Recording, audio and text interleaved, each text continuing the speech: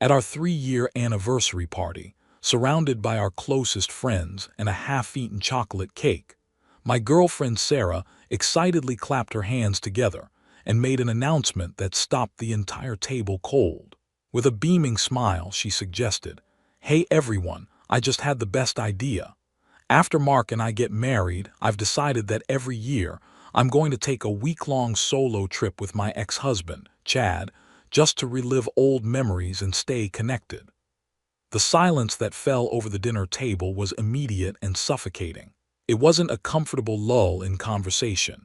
It was the kind of heavy, awkward silence where you can hear people trying not to breathe. One of her friends choked on her wine and had to cover her mouth with a napkin, but Sarah didn't notice the shift in the atmosphere at all. She just kept smiling, tapping her champagne flute like she was announcing she was going to start a vegetable garden, rather than declaring her intention to abandon her future husband annually to vacation with the man she used to be married to. For an agonizing moment, I genuinely thought I had misheard her. I searched her face desperately for a hint of a smirk, a raised eyebrow, anything that indicated this was a terrible, edgy joke. There was none. She was completely sincere.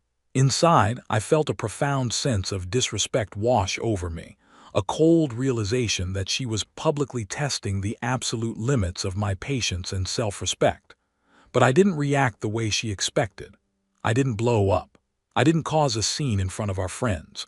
I stopped arguing, explaining, or defending my feelings right then and there. I simply nodded slowly, took a sip of my water, and said, "That sounds great, Sarah." The next morning, I booked a solo, one-way flight to Hawaii to clear my head. I had no plans, no itinerary, just a desperate need for oxygen and space to figure out what I was still doing in a relationship where boundaries apparently only applied to one person. I went to Hawaii to find clarity, but something totally unexpected happened there that changed everything. And when I finally returned home, ready to end the relationship on my own terms, the police were standing at my front door. To understand why I booked that flight, you have to understand the exhausting dynamic of my relationship with Sarah. For the entire 2 years we lived together, Sarah insisted that she and Chad, her ex-husband, were just friends. But anyone looking from the outside could see they weren't just casual friends. They had daily hour-long phone calls that stopped abruptly whenever I walked into the room. They had constant text message threads filled with inside jokes I wasn't privy to. They met up for emergency emotional support coffees multiple times a week. Whenever I gently questioned her about the appropriateness of this intense connection, she immediately dismissed me with the same tired lines. She would roll her eyes and say, "Stop being so petty, Mark. We were married years ago. It's ancient history. If I still wanted to be with him, I would be. You need to grow up and trust me." It wasn't jealousy on my part driving the conflict. It was the staggering double standard that defined our entire relationship. This is what psychologists often refer to as rules for thee, but not for me. If I so much as politely liked a photo of my female coworker's golden retriever on Instagram, Sarah would launch a 2-day interrogation about why I was openly flirting with other women. Yet, she would go to an intimate candlelight dinner with Chad and mention it to me afterward casually, as if it were a dentist appointment she had forgotten to bring up. Every time I tried to be reasonable and voice my discomfort, I ended up gaslighting myself. I convinced myself I was the problem, that I was overthinking, that I was being toxic. I told myself that mature adults can have complicated friendships, that trust is the bedrock of marriage, and that relationships need breathing room to survive. And for a while, that internal narrative worked to keep the peace. Or maybe it didn't work, and I just trained myself like a Pavlovian dog not to comment anymore to avoid the inevitable fight. But the small incidents piled up like sedimentary rock.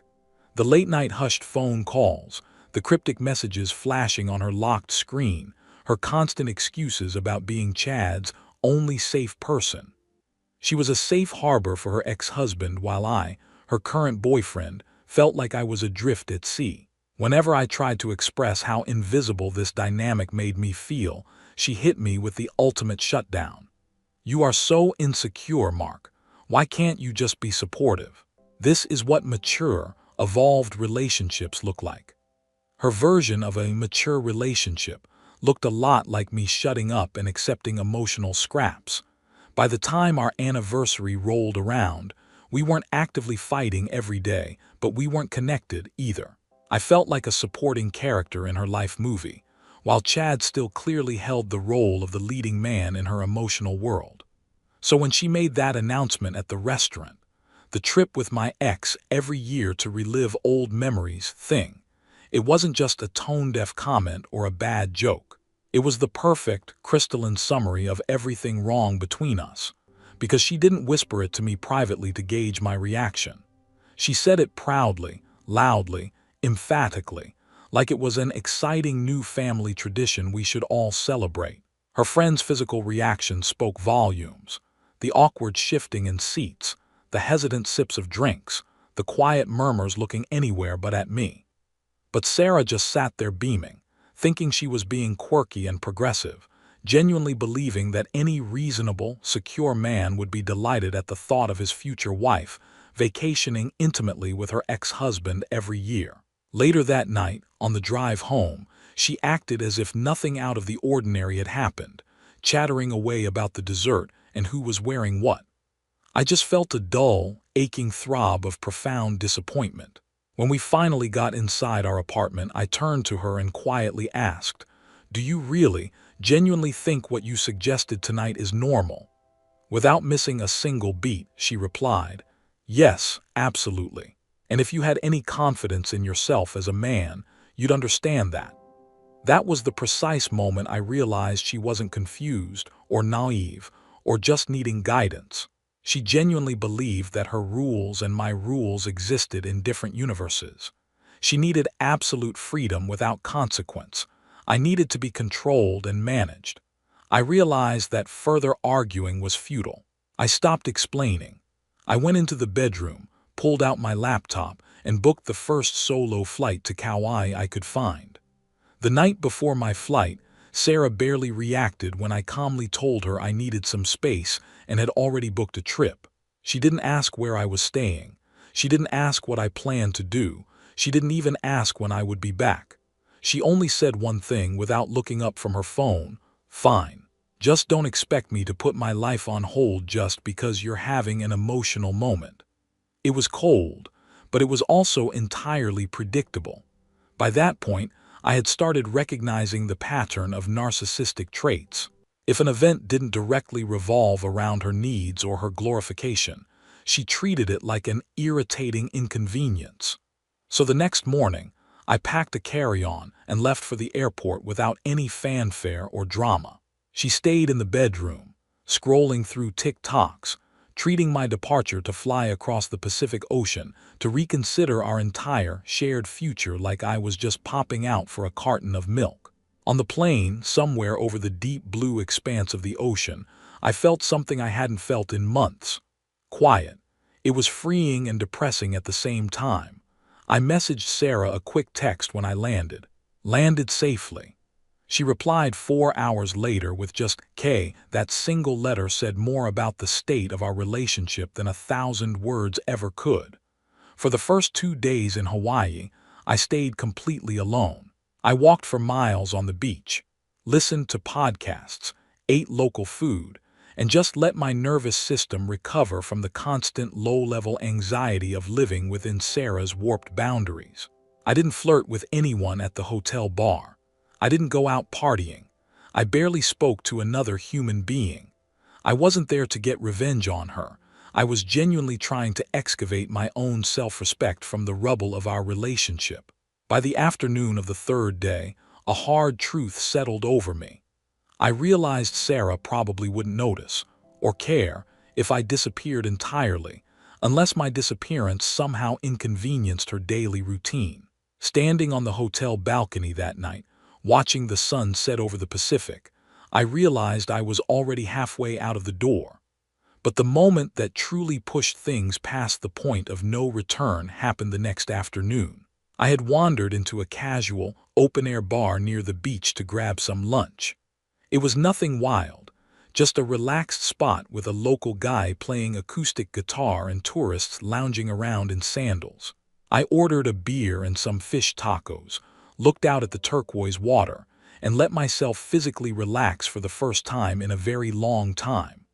Then, over the sound of the music, I heard someone say my name with a specific inflection. Not just Mark, but Mark. That distinct combination of surprise and sudden recognition you can't fake. I turned around in my stool. Standing there was Jessica, my girlfriend from college whom I hadn't seen in nearly a decade. She was visiting the same island on a group trip with her colleagues. She looked almost exactly the same, just older, more polished, more settled in herself. She laughed in pure disbelief, hands over her mouth. "Oh my God, what are the actual odds?" she said, beaming. "Hawaii, this specific bar today of all days." She waved her friends on and sat down across from me. We ended up chatting for about an hour, catching up on 10 years of life like old friends.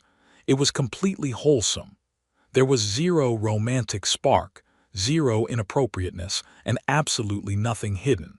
It was just two adults reconnecting briefly in a strange coincidence. She spent 20 minutes gushing about her fiancé and showing me pictures of the venue they had picked for their wedding next fall. At one point, laughing at an old story about a disastrous road trip we took back in school, she said, "We have to take a picture. My fiancé is never going to believe I randomly ran into you in the middle of the Pacific." I agreed without a second thought. We leaned in and took a simple, smiling selfie. Just two people grinning at the camera with a half-empty beer pitcher on the table between us. Later that afternoon, when I was back alone in my hotel room, I posted the picture to my Instagram story with a simple caption. "Small world, ran into an old friend in Hawaii." About 20 minutes later, my phone physically started vibrating off the nightstand. It exploded with notifications. It was a relentless barrage of messages, missed calls, and back-to-back voicemails from Sarah. At first, I ignored them, wanting to preserve my peace, until I saw the preview of the first few text messages on my lock screen. First, "Are you kidding me right now?" Then immediately, "So this is why you needed a solo trip alone, you liar," followed by, "How long have you been planning this meetup behind my back?" And finally, "You are absolutely disgusting." And then the calls started coming, one after another every 30 seconds. I let them go to voicemail. Without asking a single question, without waiting for any context, she had jumped straight into accusations, blinding rage, and full victim mode. This was the same woman who expected me to smile supportively, while she announced her plan to take nostalgic overnight vacations with her ex-husband every single year. The sheer weight of the hypocrisy was almost laughable if it wasn't so damaging. Her final text message before I finally muted my phone was chilling. "I swear to God, Mark, you will regret doing this to me." At the time, I thought it was just an empty threat born of anger. I didn't know what that meant, but I would find out soon enough in the worst way possible. I muted my phone after reading that message and made a conscious decision not to let her meltdown ruin the last few days of my trip. For once in 2 years, I wanted just a few days where I wasn't walking on eggshells to manage someone else's volatile insecurities. I turned off all notifications, put the phone face down on the dresser, and went out to hike a trail and explore the island. When I woke up the next morning and checked my phone, I had 47 unread messages from Sarah. Most were frantic variations of, "Answer me right now. Pick up the phone. Stop ignoring me. I know exactly what you're doing. I can't believe you are cheating on me like this." She was accusing me of cheating because I ran into someone I dated more than a decade ago by pure coincidence, took a PG-rated photo, and because she saw me looking happy in a moment that didn't involve her control. The irony was thick enough to choke on. Still, I didn't reply. I knew that any explanation I offered would be twisted. She had already decided on the narrative in her head, that I was the villain and she was the victim, and facts weren't going to change that story.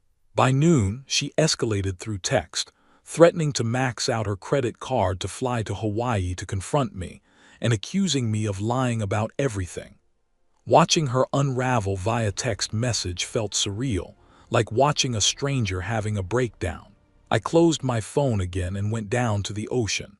I forced myself to detach from her manufactured chaos. I swam in the ocean, read a book under the sun, and grabbed a nice lunch. Every time the thought crossed my mind that maybe I should respond just to de-escalate things, I remembered that no matter what reasonable explanation I gave, she would twist it into something toxic to maintain her stance. That evening, by chance, Jessica and her coworkers were at the same hotel bar having sunset drinks. She waved me over and invited me to join their large table. We sat together in a group setting for maybe 20 minutes. Her fiancé even FaceTimed her at one point to say goodnight, and she turned the phone around to introduce me on camera like it was absolutely no big deal. Because for secure people, it wasn't. Everything about the interaction was transparent, harmless, and adult. I didn't stay long. I said goodbye to everyone, exchanged quick platonic hugs, and went back to my room early to pack and rest for my long flight home the next morning. Sarah didn't know any of that context, and more importantly, she didn't want to know. My flight home was peaceful. I slept most of the way across the ocean. I landed, grabbed my bag from baggage claim, and ordered an Uber home. During the ride, I mentally rehearsed what I was going to say. I was prepared to end things calmly, adultly, with closure and firmness. But the universe wasn't quite done with the show yet. When the Uber pulled up to the curb in front of my house, the very first thing I saw was a marked police cruiser parked in my driveway with its lights off. My heart jumped into my throat. I wondered briefly if something terrible had happened, a break-in, a fire. I thanked the driver, grabbed my suitcase, and walked toward the house. A uniformed officer stepped out of the cruiser and intercepted me on the walkway. "Sir, are you Mark Turner?" he asked, his tone professional but firm. My stomach dropped. "Yes, sir, that's me. Is something wrong? Has something happened to Sarah?" The officer looked visibly relieved, his posture relaxing slightly. "Sir, we received a priority missing person report regarding a credible threat of self-harm. Your live-in girlfriend called dispatch in a panic. She stated she hadn't heard from you in an extended period of time, that you were in severe emotional distress, that you have a documented history of depressive episodes, and that she feared traveling alone might trigger suicidal ideation. We've been here for an hour trying to locate you." I stared at him, blinking rapidly, trying to process the sheer insanity of what he just said. Sarah had filed a missing person report because I didn't text her back while I was on vacation. But it was worse than that. I almost laughed out loud in sheer disbelief. "Officer, I have absolutely zero history of depression, and I have never once in my life expressed thoughts of self-harm. I was on a planned, week-long vacation to Hawaii to clear my head." I reached into my bag and pulled out my physical boarding passes and my hotel booking confirmations to show him. "I landed 2 hours ago. Everything about my trip was accounted for. I just didn't want to talk to her because we were fighting." The officer looked at the documents, then back at me, and let out a subtle, exhausted sigh. I could tell this wasn't the first time he had been weaponized in a domestic dispute. He checked my ID against the report and recorded the confirmation that I was alive and well. "Okay, Mr. Turner. Thank you for clarifying," he said, handing my ID back. "We will close the report in our system as a false alarm. But, sir, I strongly suggest you go inside and have a very serious conversation with your girlfriend about misuse of emergency resources. This is not what 911 is for." "Oh, trust me, officer," I said, feeling a cold clarity wash over me. "I absolutely intend to." The police cruiser pulled away. I stood alone in my driveway with my suitcase, looking at my front door. I tried to process just how far her jealousy and need for control had pushed her. This wasn't just crazy girlfriend behavior anymore. This was legal entanglement. This was weaponizing the state authorities to regain control of a situation she felt she was losing. She had lied to the police about my mental health just to force me to make contact. And suddenly, everything became crystal clear. This wasn't a relationship anymore. This was damage control. I wasn't walking back into a home. I was walking onto a crime scene of emotional abuse. I walked up to the front door and tried the handle. It was unlocked, which meant she was inside right now, pacing, waiting, probably ready with a rehearsed speech full of tearful accusations to make herself the victim. I took a deep breath and pushed the door open. As soon as I stepped into the entryway, she rushed down the hall toward me with wide, panicked eyes. It was dramatic, theatrical, like she was acting out a climactic scene from a movie she had written in her head. "Mark, oh my God, you're here. Are you okay?" I was so terrified I thought. I walked right past her without stopping. "Save it, Sarah," I said coldly, heading toward the bedroom. "We will talk once I put my suitcase down." She followed me closely down the hallway like a shadow, talking fast, her voice high and frantic. She was trying to explain why she had no choice but to call the police, how she wasn't sure if I was alive or dead, and how ultimately it was all my fault for not responding to her texts in a timely manner. In that moment, listening to her frantic justifications, I realized there were no twists left to uncover in this story. Her behavior right here, right now, not the coincidence in Hawaii, not the ex-husband issue, was the final nail in the coffin. Because nothing says, "We are completely finished," like realizing your partner trusts their own paranoid imagination more than they trust your actual character. I walked into our bedroom, put my suitcase down on the floor, and turned to face her. She stopped in the doorway, still vibrating with anxious energy. "Mark, you don't understand," she pleaded, wringing her hands. "You went totally silent for over 24 hours. I didn't know where you were. I didn't know if you were safe. You thought I was dead because I didn't text you back for a day while I was on vacation." I cut in, my voice flat. She froze.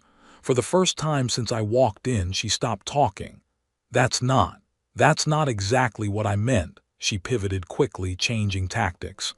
"It wasn't just the silence. It was the picture with your ex-girlfriend. You completely blindsided me with that. You embarrassed me publicly. You made me look stupid to everyone who saw it." I laughed, and it wasn't out of cruelty, but out of sheer disbelief at her audacity. "I made you look stupid," I repeated. "Sarah, think back to last week. You announced in front of an entire table of our closest friends at our anniversary dinner that you wanted to take yearly, intimate nostalgia trips with your ex-husband to relive old memories. I didn't scream at you. I didn't argue. I didn't call you names. I just said, 'Sounds great,' and I walked away to get some space. So please explain to me slowly how me running into an old friend by pure coincidence and posting a G-rated selfie makes you look stupid compared to that." She crossed her arms defensively, her face hardening. "That is completely different." "Exactly," I said, stepping closer. "It's different because it's you doing it. It's different because in your world the rules only apply one way. They apply to me, never to you." She opened her mouth to argue, but I kept going. I wasn't letting her interrupt this time. "You unilaterally decided your history with Chad was harmless. You decided your constant meetups were fine. You decided your intense emotional connection with him wasn't an issue for our relationship. And every single time I asked for clarity or expressed discomfort, you called me insecure, petty, and immature. You gaslit me into thinking I was crazy for having boundaries." She looked away, unable to meet my eyes, but I wasn't finished. "But when I run into someone from my past, literally by accident in another state, you go nuclear.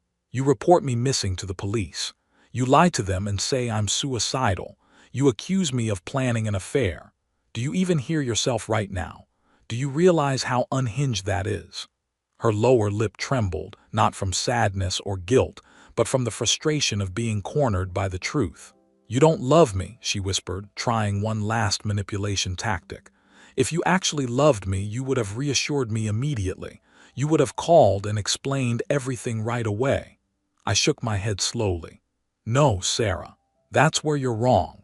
If you actually loved me, you would have trusted me. You would have respected my need for space. You would have recognized how suffocating and controlling your behavior has become. You would have understood that a relationship isn't supposed to feel like walking through a minefield every single day. I stepped closer, and she tried to grab my hand, but I gently pulled away. I needed her to hear this clearly. "Sarah, listen to me carefully," I said. "You don't want a boyfriend. You want obedience. You need someone who exists solely to soothe your insecurity at all times, no matter the cost to themselves. That is not a relationship. That is an emotional hostage situation, and I'm not your hostage anymore." Her eyes widened as the finality of my tone hit her. "That's cruel, Mark." "No," I replied softly. "Calling the police on me was cruel. Lying about my mental health was cruel. This is just honesty, and it's long overdue." After I spoke, a heavy, final silence settled between us in the bedroom. It was over. I walked past her to the closet, opened the door, reached up to the top shelf, and pulled down her large, empty suitcase. I set it on the bed between us. "Pack your things," I said calmly. "I want you out of here tonight." She stared at me, stunned, motionless. You're kicking me out, just like that." "I am ending a relationship that stopped being healthy a very long time ago," I corrected her. "This isn't punishment, Sarah. This is a release for both of us. We are toxic together." She shook her head violently, tears finally starting to fall for real now. "No, no, Mark, please. You don't get to just throw all of this away because of one mistake. We can fix this, I promise. I'll delete Chad's number right now. I'll block him on everything. I'll do whatever you want, I swear." The desperation in her voice might have mattered to me weeks ago, maybe even just days ago before the police showed up. But now it just felt like too little, too late. It felt like another performance. "You're not offering to do that for the sake of a healthy relationship," I said sadly. "You're doing it because you're panicked that I finally saw who you really are behind the mask.